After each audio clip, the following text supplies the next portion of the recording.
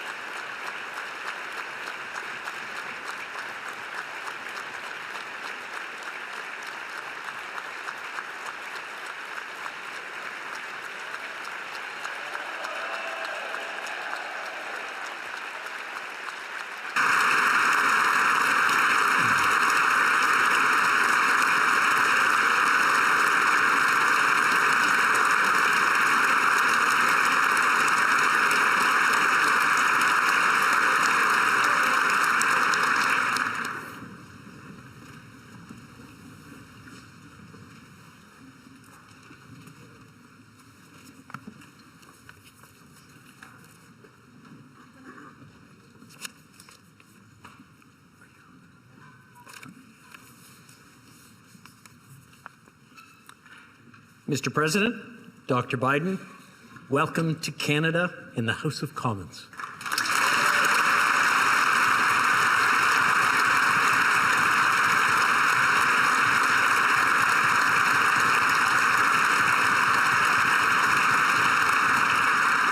Monsieur le Premier Ministre, Prime Minister, Speaker Fury, ladies and gentlemen, party leaders, members of Parliament, Your Excellencies, guests, allow me to welcome you to this very special event. on behalf of my colleagues, we are honored by your visit. As we come together under one roof, we take a moment to celebrate the friendship and the shared values of our countries. We celebrate our people and the history of cooperation between Canada and the United States. A prime example of this cooperation can be seen in my hometown, North Bay, in the riding of Nipissing-Temiskaming, where Canadian and American military personnel work side by side at NORAD to ensure our safety by patrolling the skies of North America.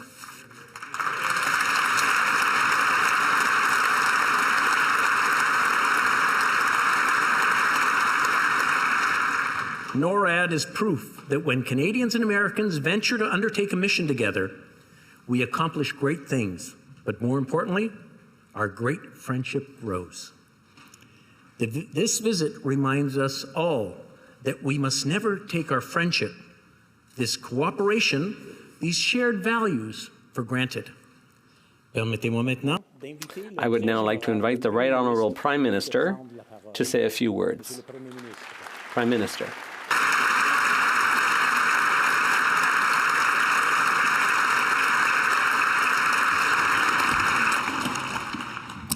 Thank you, Mr. Speaker. Today, we welcome to our Parliament the 46th President of the United States of America, President Joseph R. Biden, Jr. Mr. President, you are a true friend to Canada, and that matters more than ever in this consequential moment. Make no mistake, these are serious times.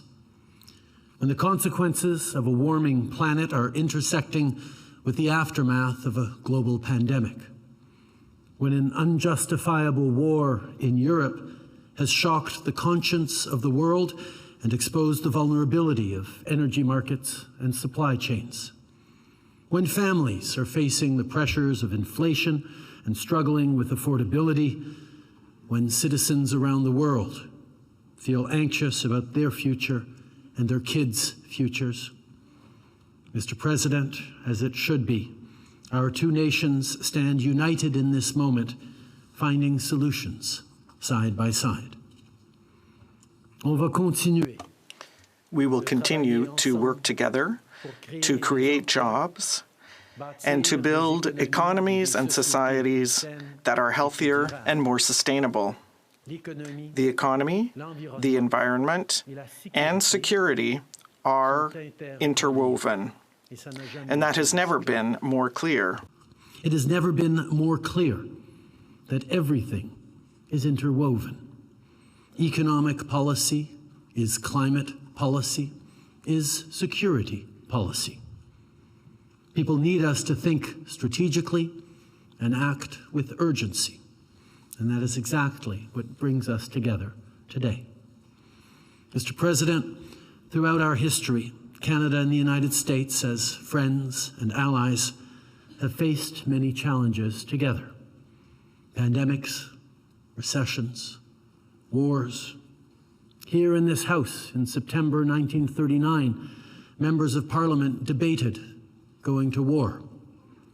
A few years later, Canadian and American soldiers were fighting against fascism shoulder to shoulder. There are battlefields around the world where our soldiers lie in cemeteries, shoulder to shoulder. War has now returned to Europe. As you well know, Mr. President, Canada will continue to stand strong with Ukraine with whatever it takes.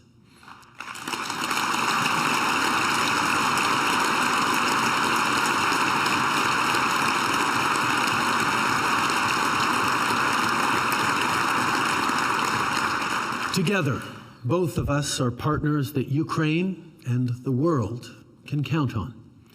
Since Putin launched his brutal invasion, like you, Canada has provided significant military support, in our case, artillery, ammunition, armor, and tanks. From 2015 to today, with Operation Unifier, the Canadian Armed Forces train the brave members of the Ukrainian military, about 35,000 of them and counting. With partners and allies, we've both used sanctions and punitive economic measures to continue to deplete the Kremlin's war chest. After a terrifying spring, a violent summer and fall, and an exhausting winter, Ukraine still stands.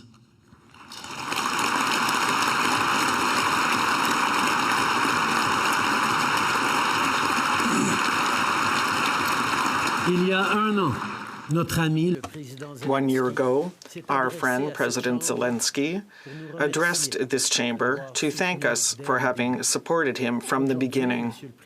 Today, Mr. President, Together, we reiterate that message for President Zelensky and all Ukrainians. We remain at your side.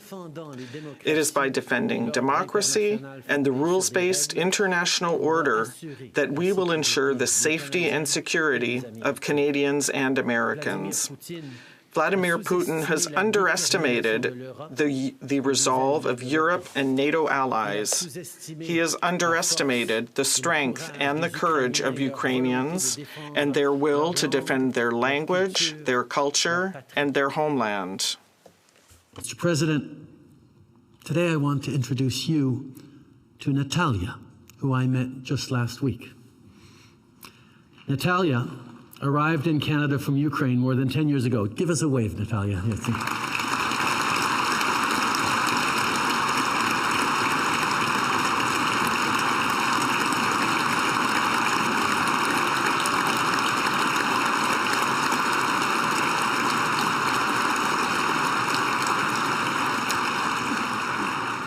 She arrived in Canada from Ukraine more than 10 years ago. She's safe here with her family, but she still has a lot of loved ones in Ukraine.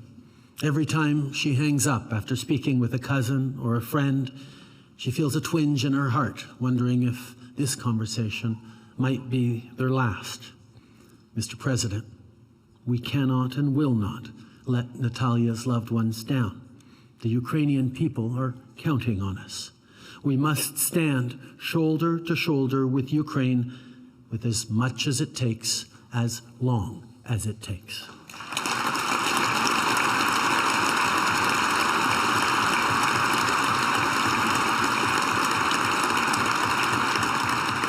But I bring up Natalia now, not just because of what's happening over in Ukraine as we speak, but also because she's key to what we're building here today and tomorrow.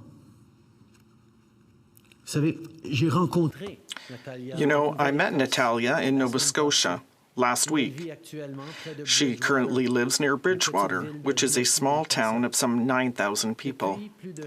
For over 50 years, the Michelin tire plant in Bridgewater has been one of the most high-performing facilities in the world. It is thanks to the strength of the workers there that Michelin has just announced major investments to modernize its facilities in order to respond to the growing demand for electric vehicles. Good, stable jobs like the ones at that plant truly count for Natalia and her family, and they also count for our large and small communities. When I was there in Nova Scotia meeting with Natalia and others, I met third-generation tire workers at that Michelin plant. And because of the work that we're doing together and investments we're making for the future, that community will have jobs for generations more to come.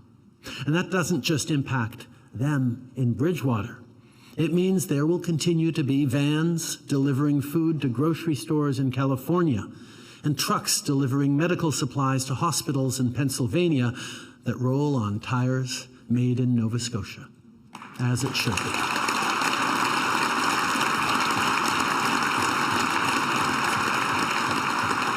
Mr. President, in 1987, Ronald Reagan addressed this House in a final big push towards the first Canada-U.S. free trade agreement. He pointed out that the U.S.-Canadian border was a meeting place rather than a dividing line. More than 30 years later, our border is no longer just the place where we meet each other. It's the place where we will meet the moment. It's a place where we will meet the future. A future not only with good jobs, but good, stable careers for generations to come. See, we're also joined today by steel workers from Dofasco in Hamilton. One of them is Neil. Why don't you stand up, Neil?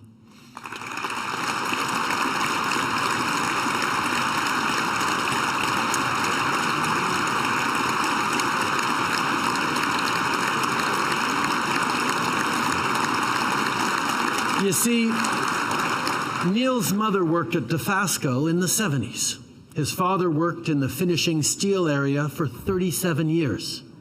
Now, with the investments we've made to help Dofasco phase out coal-fired steelmaking in favor of electric arc, Neil's kids and grandkids and great-grandkids will be able to choose careers making the clean steel the world needs to build EVs, buildings, and bridges. Clean steel will be the backbone for manufacturing in the future, and workers like Neil, from generations past to generations future, will continue to be at the heart of the economy we're building for the middle class.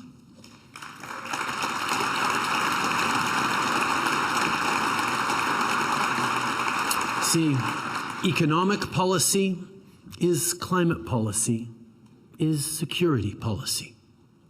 With growing competition, including from an increasingly assertive China, there's no doubt why it matters that we turn to each other now to build up a North American market on everything from semiconductors to solar panel batteries.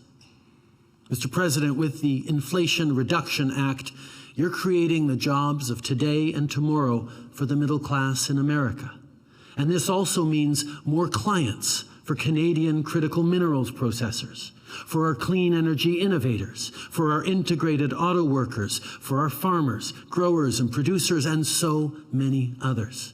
It's an example of how we can make progress at home and as partners. To support good jobs in the economy of the future, Canada has one of the greenest electrical grids in the world.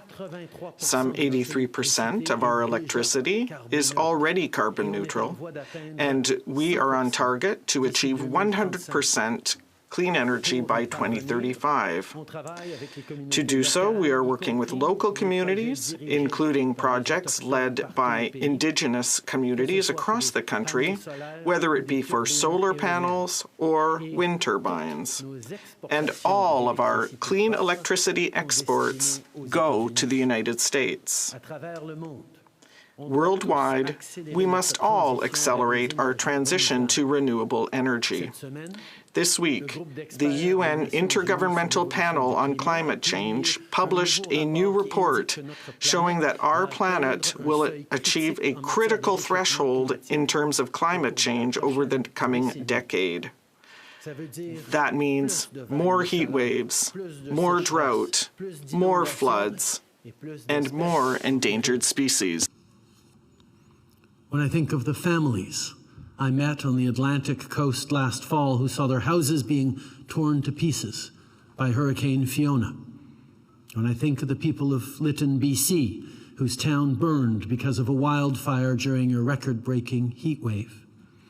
I know that responsible leadership means doing more to fight climate change, more to protect families.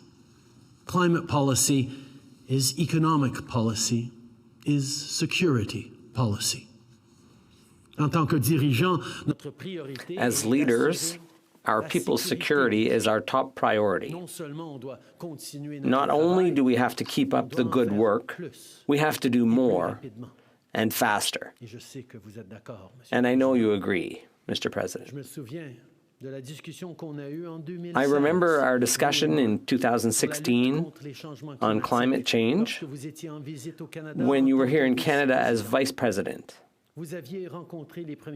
You met with the premiers of the provinces and territories, as well as with Indigenous leaders. That same day, at the First Ministers' meeting, our government adopted the Pan-Canadian Framework on Clean Growth and Climate Change, which essentially puts a nationwide price on pollution. I'm pleased to be your host again today, knowing that environmental protection remains one of your top priorities.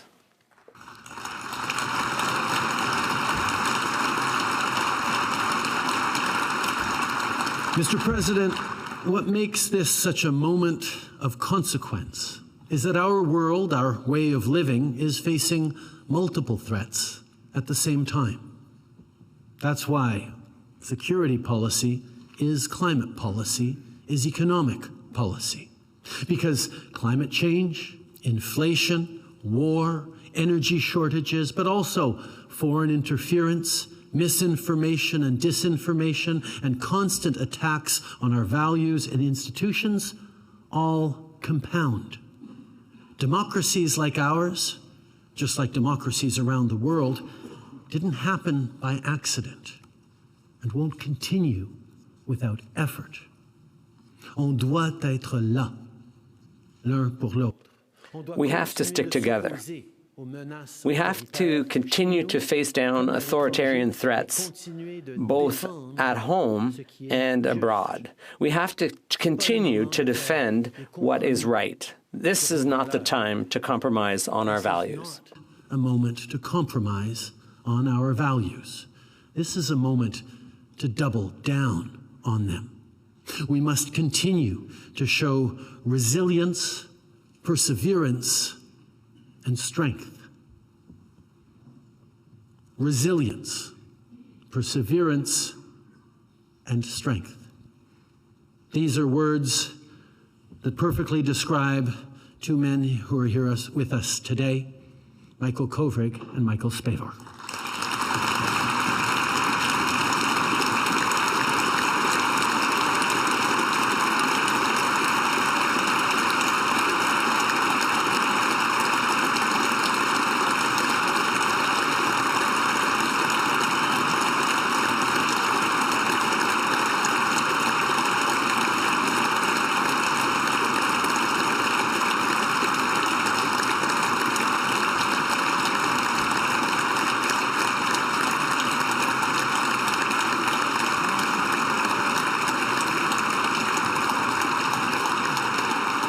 Mr. President, when the plane transporting the two Michaels landed on Canadian soil after more than 1,000 days of arbitrary detention in China, Canadians proved that resilience, perseverance, and strength are more than just lofty ideals. They're commitments that drive our actions and shape our character. Canada got the two Michaels home, and we did it the right way. Not just by respecting the rule of law, but by anchoring ourselves to it. When under great pressure to undermine our commitment to our agreements and treaties and to the rule of law, we did not capitulate. We did not abandon our values. We doubled down. And we rallied our allies against arbitrary detention. And through that, with your support and your leadership, Mr. President, the rule of law prevailed and the Michaels came home.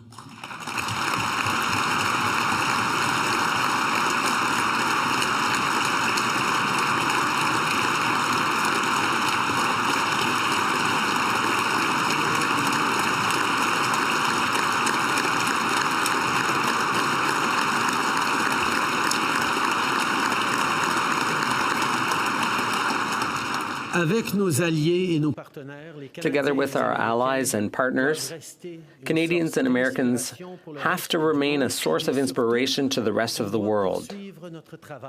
But above all, we have to keep up the good work.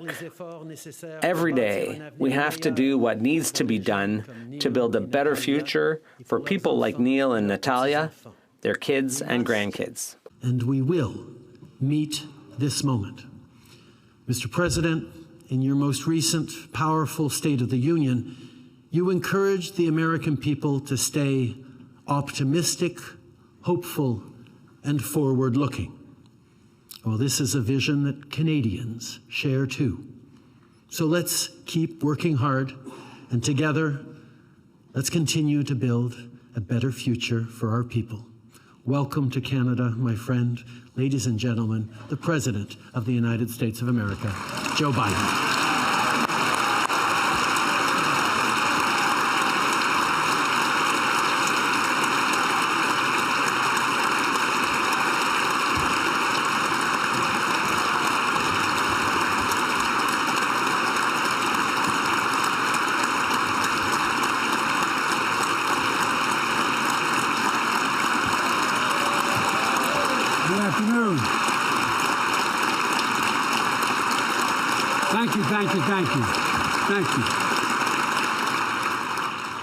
Good afternoon.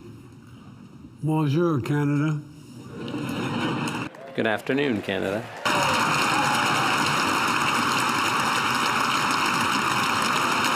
I must tell you,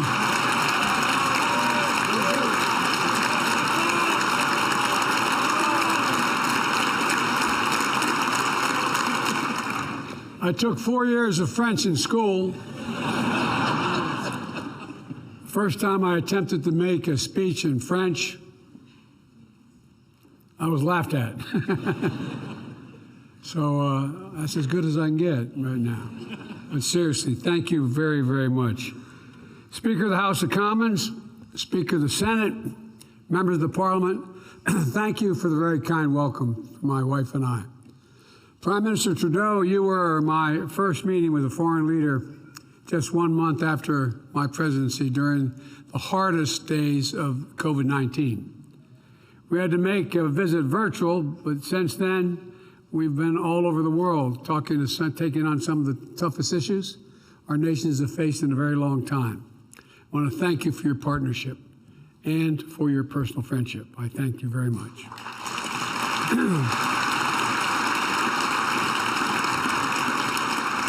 Jill and I are grateful for the hospitality that you and Sophie have shown us. Ladies and gentlemen, I'm honored to have the opportunity to uphold a tradition carried out by so many of my predecessors addressing the hallowed halls of the Canadian democracy, although this is a different hall. You've done a hell of a job here. This is really beautiful. It's really very beautiful. This is a custom that speaks to the closeness of our relationship. Americans and Canadians are two people, two countries, in my view, sharing one heart. It's a personal connection. No two nations on earth are bound by such close ties, friendship, family, commerce, and culture. Our labor unions cross borders. So do our sports leagues. Baseball, basketball, hockey. Listen to this, hockey. I have to say, I like your teams except the Leafs. I'll tell you why.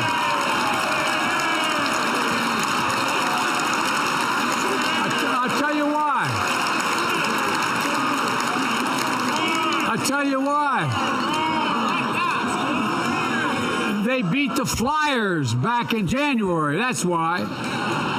And if I didn't see that, I married a Philly girl. If I didn't say that, I'd be sleeping alone, fellas. I like you, but not that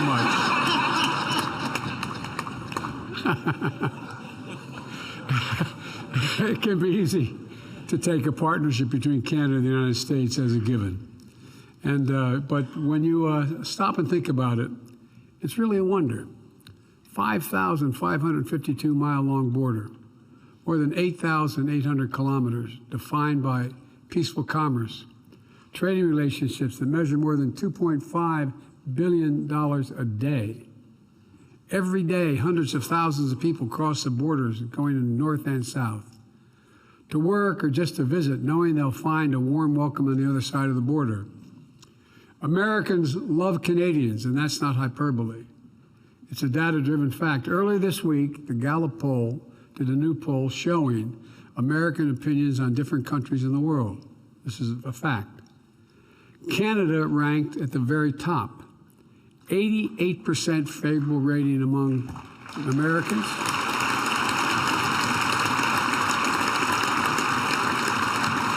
Up from 87 the year before. I take credit for that 1 point. I suspect every politician in this room would do a hell of a lot to get those kind of numbers. But there's a reason for it. The same fundamental aspiration reverberate across both our nations, from the Atlantic to the Pacific, to live in freedom. Not just freedom, but live in freedom with dignity, to relentlessly pursue the possibilities of tomorrow, to leave our children and our grandchildren a future that's better because of our efforts, the people in this room and a similar room in the United States. President Kennedy said, and when he spoke here in 1961, and I quote, he said, "Ours is the unity of equal and independent nations, co-tenants of the same continent, heirs of the same legacy, and fully sovereign associates in the same historic endeavor to preserve freedom for ourselves and for all who wish it, for all who wish it. Through more than a century of that historic endeavor, Canada and the United States have had each other's backs. In war and in peace, we have been the stronghold of liberty, safeguard for the fundamental freedoms that give us our lives, literally give our lives meaning. We have gladly stepped into the responsibilities of global leadership because we understand all that is at risk for Canadians and Americans alike when freedom is under attack anywhere in the world. Today, our destinies are intertwined and they're inseparable, not because of the inevitability of geography, but because it's a choice we've made again and again. The United States chooses to link our future with Canada because we know that we'll find no better partner. And I mean this from the bottom of my heart. No more reliable ally, no more steady friend. And today I say to you and to all the people of Canada that you will always, always be able to count on the United States of America. I guarantee it.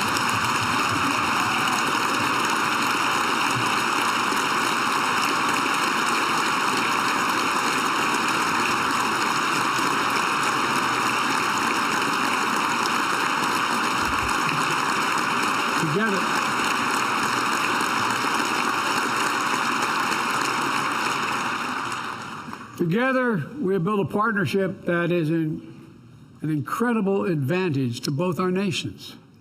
That doesn't mean we never disagree, as any two countries will do from time to time. But when we disagree, we solve our differences in friendship and in goodwill because we both understand our interests are fundamentally aligned.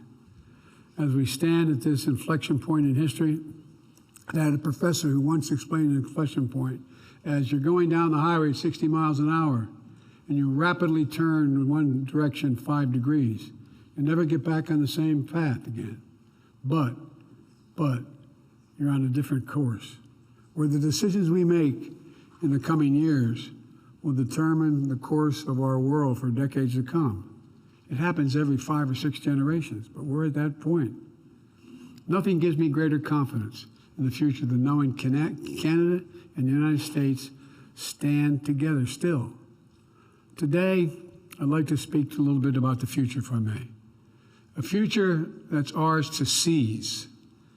You know, I get criticized at home sometimes for saying that I used to always, President Obama used to always kid me because I'd always say to him in our private meetings, a country's never more optimistic than its president or its leaders. Well, I have never been more optimistic in my life about the prospects. I really mean this from the bottom of my heart. We are so well positioned. The future built around our shared responsibilities, prosperity, security, shared values.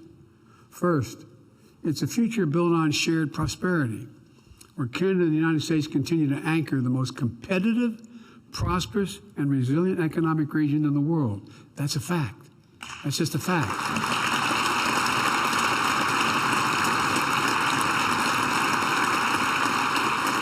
Where our supply chains are secure and reliable from end to end because we're creating the value at every step right here in North America. We're mining critical minerals, to manufacturing, packaging the most advanced semiconductors in the world, to producing electric vehicles and clean energy technology together. A future where we understand that economic success is not in conflict with the rights and dignity of workers, or meeting our responsibilities addressing the climate crisis, but rather those things depend on us doing that. Depend on us doing that. Actually.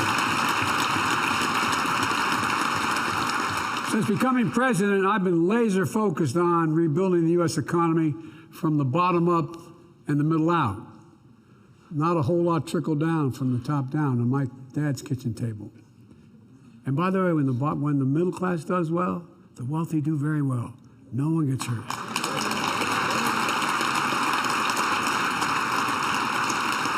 The United States made historic, and to the chagrin of some of our critics in the press, bipartisan investments in infrastructure, innovation that are already bringing together and delivering concrete benefits to the American people.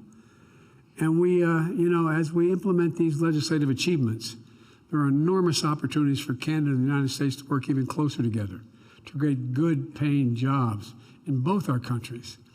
The Inflation Reduction Act, which I admit wasn't bipartisan, but nonetheless, all of a sudden I'm finding we have more adherence, represents the single largest commitment in tackling climate in our history. As a matter of fact, the single largest investment in all of human history.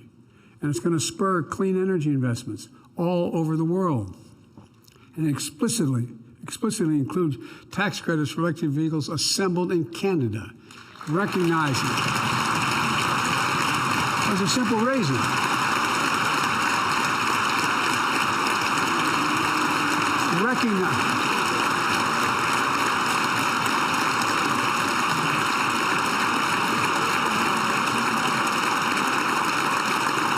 Recognizing how interconnected our auto industries are and our workers are. I am the most pro-union president America's ever had. No. And I speak to a hell of a lot of Canadian union members. Look, this is a model for future cooperation, with both our nations investing at home to increase the strength of our industrial bases, making sure the products manufactured in North America are not only manufactured, but they're the best in the world. You know, we're going to amplify our shared commitment, climate action, while growing our economies. If I could just stop for just a second and say, you know, when I announced for president, I was always known as one of those kind of green Democrats, and Republicans used to be the same in my place. Well, guess what? I didn't announce my environmental plan, and I was getting beat up. Why is Biden all of a sudden changing? Well, the reason is I brought all the unions together. I brought them into the White House, not a joke, because they all said we're going to lose our jobs. And I pointed out, guess what? Every single solitary initiative required to deal with the environment creates union jobs, creates thousands of jobs.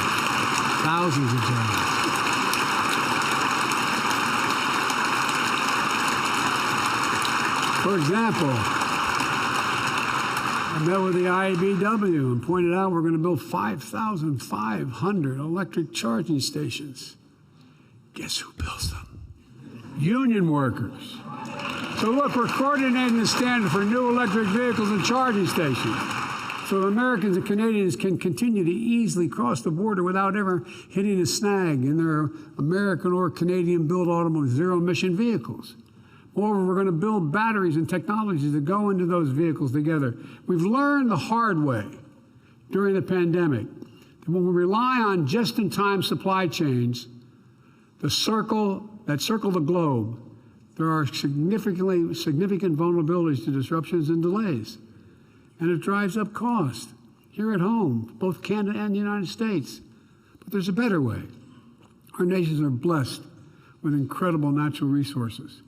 Canada in particular has large quantities of critical minerals that are essential for our clean energy future, for the world's clean energy future. And I believe we have an incredible opportunity to work together so Canada and the United States can source and supply here in North America everything we need for reliable and resilient supply chains. Folks,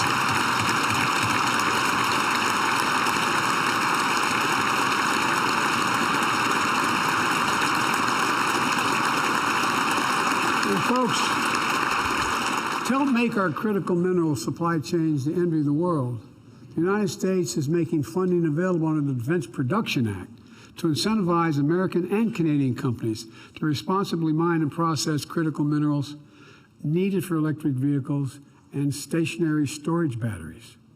We're also building integrated supply chains for our semiconductors, a critical computer chip that I might note was invented in America, and then we lost control of it. We not only controlled it, we lost producing them and the power of so much of our daily lives. The IBM plant in Bromont, Quebec, is the largest semiconductor packaging and testing facility in North America. Chips made in Vermont in upstate New York are shipped to Bromont to be packaged in electronic components. But now Bromont is expanding with the support of the Canadian government. And there's going to be a lot more work to do. Thanks to the Bipartisan Chips and Science Act I signed into law last year, companies are breaking ground for new semiconductor plants across the United States, representing billions of dollars in new investments in American high-tech manufacturing. $12 billion from Taiwan Semiconductor Manufacturing Company in Arizona. $20 billion in counting for Intel in Ohio. $100 billion in New York, the single largest investment of its kind ever in the world. And chips began to roll off these new production lines in America. A lot of them are going to be coming to Canada to be packaged. And that's a lot of jobs, good paying jobs. And today I'm also making available through the Defense Production Act $50 million to incentivize more U.S. and Canadian companies to invest in packaging semiconductors and printed circuit boards. Look, that brings me to a second pillar of our future. Because of our shared prosperity is deeply connected to our shared security. In the past years have proven that Canada and the United States are not insulated from the challenges that impact the rest of the world. The world needs Canada and the United States working together with our partners around the world to rally strong and effective global action. Nowhere is that more obvious than in our united response to Russia's brutal aggression against Ukraine. We've stood together to defend sovereignty, to defend democracy, to defend freedom for ourselves and all who wish it. As I told President Zelensky, who I visited within Kyiv last month, people all over the world are with the brave people of Ukraine. And you have to ask yourself, aren't you amazed of the personal bravery they're showing? It's incredible. It's incredible. Folks, I know there's a large Ukrainian diaspora here in Canada, not just the lovely lady we were all introduced to a moment ago, who feel the same way. Canada and the United States, together with a coalition of 50 nations we've jointly worked to put together, are making sure that Ukraine can defend itself. We're supplying air defense systems, artillery systems, ammunition, armored vehicles, tanks, and so much more. Tens of billions of dollars so far. Together with our G7 partners, we're imposing significant cost on Russia as well, denying Russia critical inputs to its war machine. We're independently holding Russia accountable for the war crimes and crimes against humanity that Russia is committing and continues to commit as I speak today. And Canada and America alike have opened their arms to Ukrainian refugees. Our people know well the high price of freedom. Our peace tower, your peace tower, stands testament to the sacrifices of more than 60,000 brave Canadians who perished in World War I, forever making this nation a champion of liberty. In the words of a Canadian poet, Lieutenant Colonel John McCree, still call to us from Flanders Field, echoing their charge through the ages. And I quote it: "To you from failing hands, we throw the torch. To you to hold it high." So today, let's once more affirm that we're going to keep that torch of liberty burning brightly and support the Ukrainian people. We will not waver.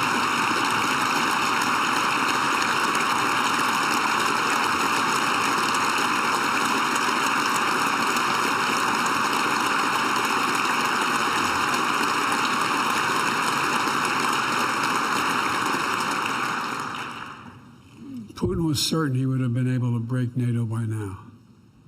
He was certain of that. But guess what? His lust for land and power has failed thus far. The Ukrainian people love of their country is going to prevail. In the face of President Putin's aggression against Ukraine, Canada and the United States are also making clear our commitment to our NATO allies. We'll keep our alliance strong and united. We'll defend every inch of NATO territory. An attack against one is an attack against all.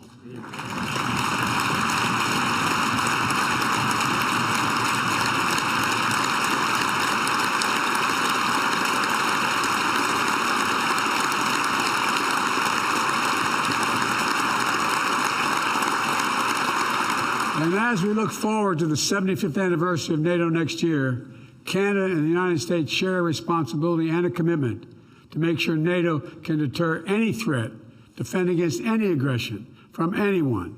That's the bedrock of the security of both our nations. Canada and the United States are not only partners in transatlantic security, we are Pacific nations as well. Earlier this month, we held our first U.S.-Canadian Indo-Pacific dialogue to deepen our cooperation in the vital region to promote an Indo-Pacific that is free and open, and prosperous and secure. We're also an Arctic nation.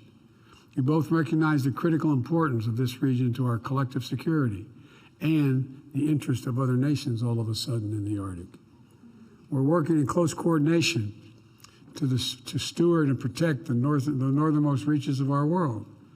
And we are American nations, deeply invested in ensuring that the Western Hemisphere is peaceful, prosperous, democratic, and secure. And that starts with our commitment to defending our people and our own sovereign territory. NORAD is the only binational military command in the world. NORAD is the only binational military command in the world. Yet another way in which our partnership is exceptional. It is an incredible symbol of the faith we have in one another and the trust we place in each other's capabilities. Soon, NORAD will have a new next-generation over-the-horizon radars to enhance our early warning capacity, upgraded undersea surveillance systems, modernized infrastructure that is necessary to host the most advanced aircraft. And I'm looking forward to continuing to work in close partnership with Canada as we deliver on these needs so that our people can continue to rest soundly, knowing NORAD is in the watch. Folks,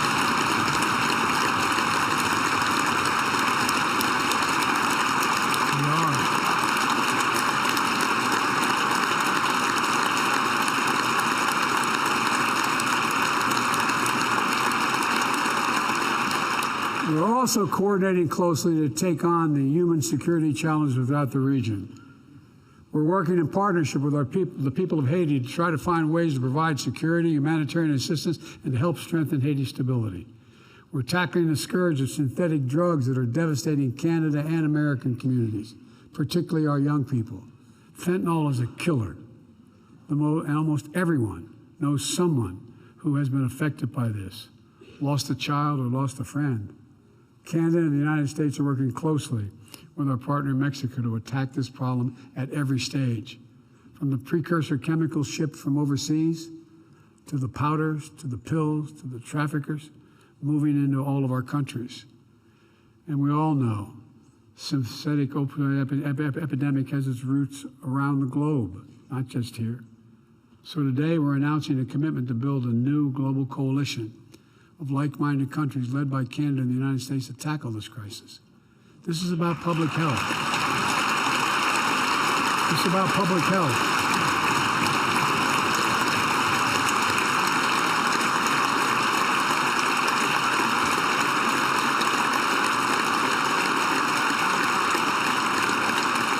It's about public health, our economic futures, our national security. We're also working together to address the record levels of migration in the hemisphere. The Los Angeles Declaration on Migration and Protection, which the United States and Canada signed last June along with 19 other nations, represents an integrated new approach to the migration challenge, which is real. One that unites humane policies that both secure borders and support people. In the United States, we're expanding legal pathways for migration to seek safety on a humanitarian basis, while discouraging unlawful migration that feeds exploitation and human trafficking. So today, I applaud China for stepping up, I applaud Canada. You can tell what I'm thinking about China. I won't get into that yet. I applaud Canada for stepping up with similar programs, opening new legal pathways for 1,500 migrants to come to Canada from countries in the Western Hemisphere. At the same time, the United States and Canada will work together to discourage unlawful border crossings and fully implement the updated Safe Third Country Agreement.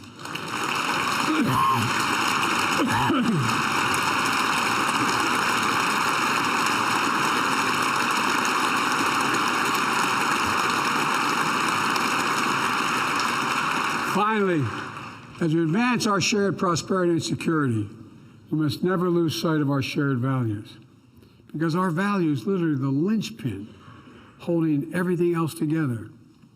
Welcoming refugees and seeking asylum seekers is a part of who Canadians and Americans are. In fact, the United States recently launched a new private sponsorship program for refugees. We call it Welcome Corps, which draws on Canadians' decades of leadership in refugee resettlement, where both countries build upon the nation-to-nation relationship with Native Americans and First Nations. We have both been influenced and strengthened by the contributions of a generation of immigrants. We believe to our core that every single person deserves to live in dignity, safety, and rise as high as their dreams can carry them. We strive to defend human rights, to advance equality and gender equality, to pursue justice, and uphold the rule of law.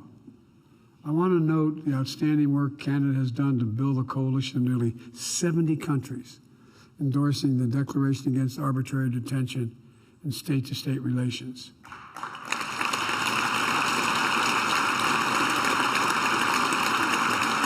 It's not only a statement of values. Our citizens are not bargaining chips. They're not diplomatic leverage. They're human beings with lives and families that must be respected. And I'm very glad to see the two Michaels, Michael Scarborough and Michael Covering. They're safely back to their families after more than 1,000 days, 1,000 days in detention. If my mother were here, she'd say, God bless you both. Thank you for joining us today, and thank you for having the opportunity to meet you earlier. You know, the incredible diversity that defines each of our nations is our strength.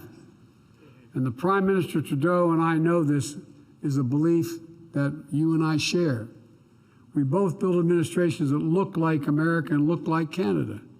I'm very proud. I'm very proud that both of us have cabinets that are 50% women for the first time in history.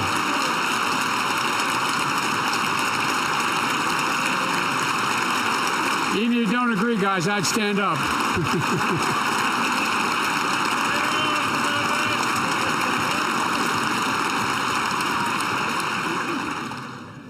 We took the lesson from you, because the bottom line is this. We make it easier for historically underrepresented, underserved communities to dream, to create, to succeed. We build a better future for all our people. So let's continue the work.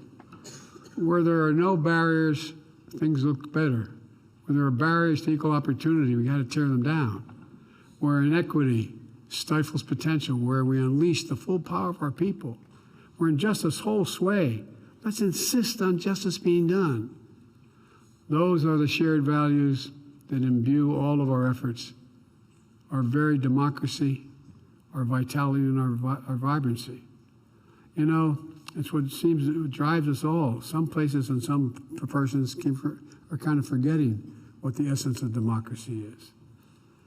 We have to reach, it's what allows us to reach beyond the horizon. Let me close with this. A year after President Kennedy spoke in Canada's Parliament, he delivered a famous speech at Rice University, issuing a challenge for Americans to go to the moon in a decade's time. And you remember what he said? You probably do, because we had to learn it when we were in school.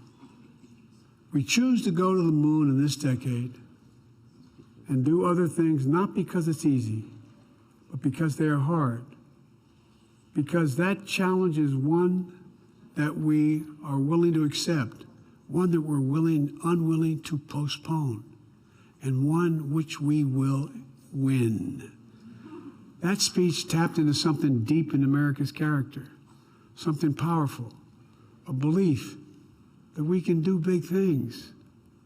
If you hold a second, just think about it. Turn on the television the last 2 years, whether it's in your country or mine. After 2 years of COVID, people began to wonder, can we still do big things? Big things. We sure in hell can. That confidence.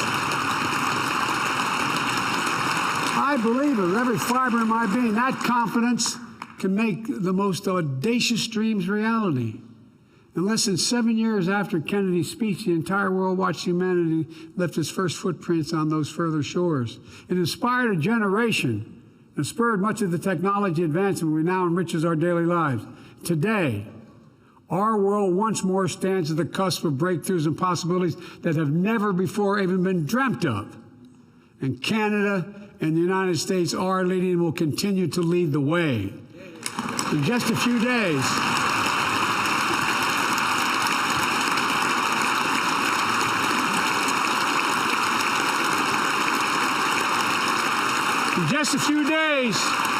NASA is going to announce an international team of astronauts who will crew the Artemis II mission, the first human voyage to the moon since Apollo mission ended more than 50 years ago. Will consist of 3 Americans and 1 Canadian.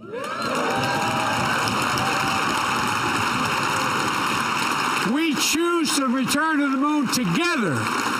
Together we return to the moon. And from there, we look forward to Mars and to the limitless possibilities that lie beyond. And here on Earth, our children who watch that flight are going to learn the names of those new pioneers. They'll be the ones who carry us into the future we hope to build. The Artemis generation. Ladies and gentlemen, we're living in an age of possibilities. Xi Jinping asked me in the Tibetan Plateau, could I define America? And I could have said the same thing if he asked about Canada. I said, yes, one word. And I mean it, one word. Possibilities. Nothing is beyond our capacity. We can do anything. We have to never forget. We must never doubt our capacity. Canada and the United States can do big things. We stand together, do them together, rise together. We're going to write the future together, I promise you. God bless you all, and may God protect our troops. Thank you, thank you, thank you.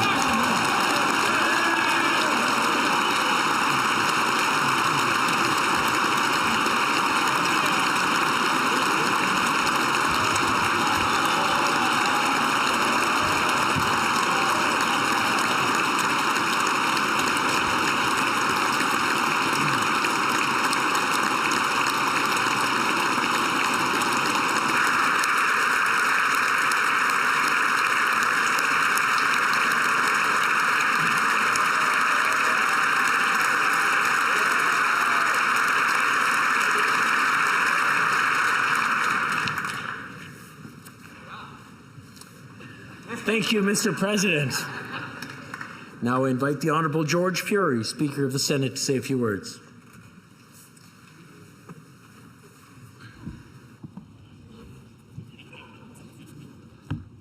Thank you, Mr. Speaker.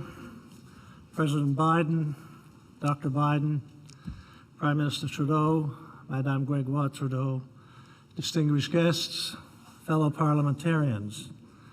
On behalf of all parliamentarians and all the guests in this chamber, I have the great honor, Mr. President, of thanking you for your presence and your address before the Parliament of Canada.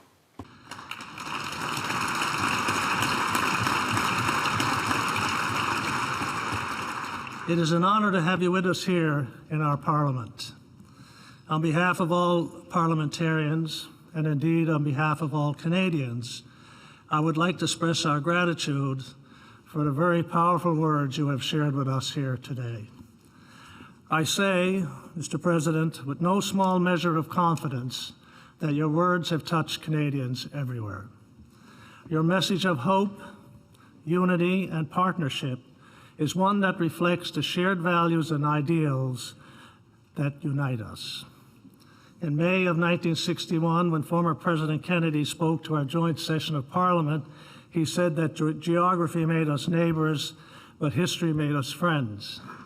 Your visit today, Mr. President, continues this very strong testament to the firm bond between our two countries, and it is a cherished reminder of our deep friendship.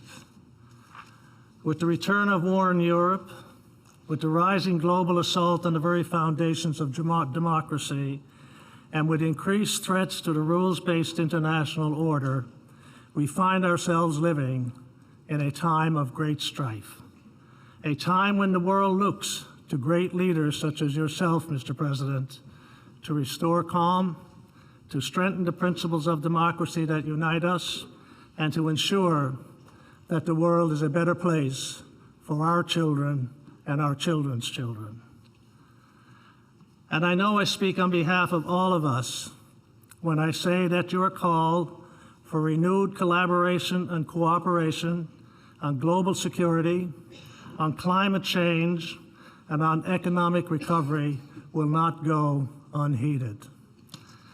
Your lifetime, Mr. President, of dedication to public service, performed with a profound sense of duty as Senator, as Vice President, and now as President, is an inspiration for all of us who strive every day to reflect with honesty and pride the diverse views of those who we represent. Today, more than ever, Mr. President, we must shine a light on the darkness of conflict, chaos, and despair.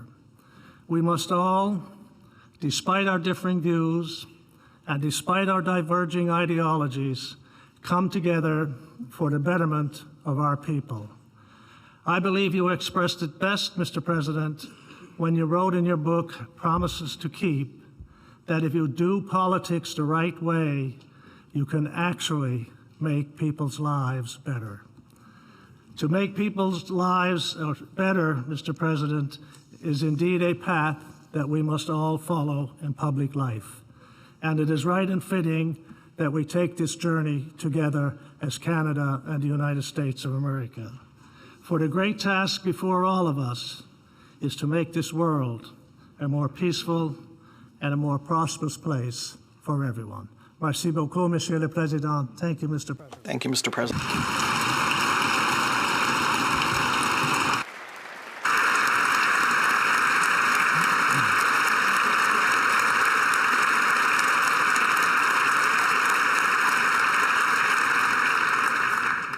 Thank you, Mr. Speaker.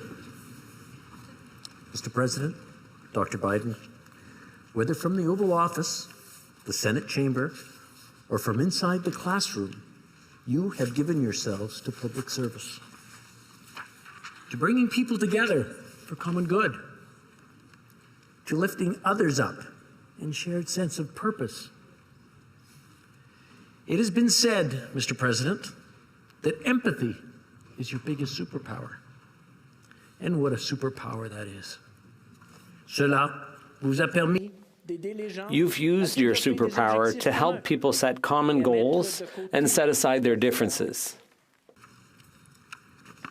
You embody the words of one of your illustrious predecessors, the former President Jimmy Carter, who said, "What is needed now, more than ever, is leadership that steers us away from fear and fosters great confidence in the inherent goodness and ingenuity of humanity." Permettez-moi de prendre un moment. Allow me to take a moment to say that our thoughts and prayers are with President Carter and his family at this difficult time.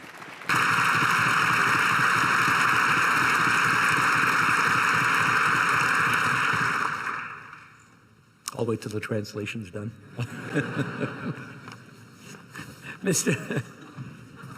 Mr. President, Dr. Biden, you have both shown that to the world that devotion to family and country are not mutually exclusive.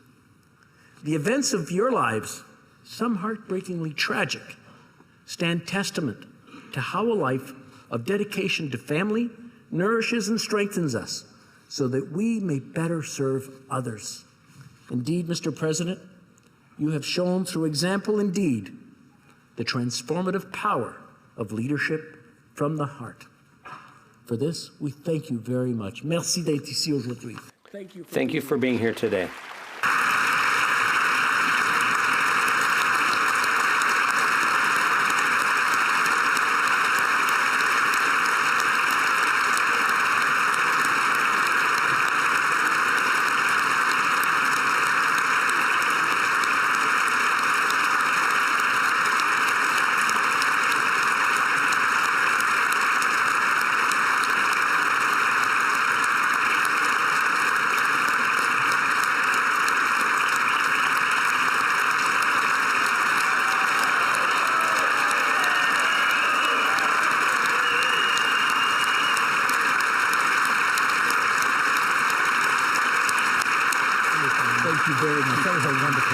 Thank you. Thank you.